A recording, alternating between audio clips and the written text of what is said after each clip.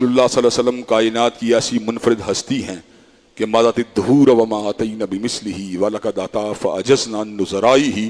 ना आपसे पहले कोई आप जैसा आया, ना आपके बाद कोई आप जैसा आ सकता है।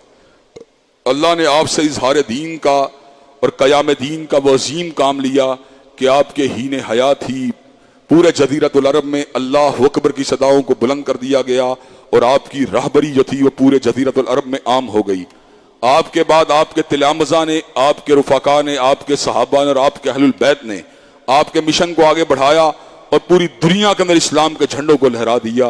हज़रात गिरामी कदर सहाबाए किराम रिज़वानुल्लाह अलैहिम अजमईन से अल्लाह ने दीन का काम लिया तो इसलिए लिया कि अल्लाह ने उनको चुना हुआ था और उनके अंदर ऐसे औसाफ़े हमीदा को पैदा किया हुआ था जो उनके बाद किसी और को हासिल नहीं हुए। वो आंखें कितनी हसीन थी जिन्होंने कमली वाले के चेहरे की ज़ियारत की थी। वो आंखें कितनी मुक़द्दस और मुतबर्रक थी जिन्होंने हज़रत रसूलुल्लाह के चेहरा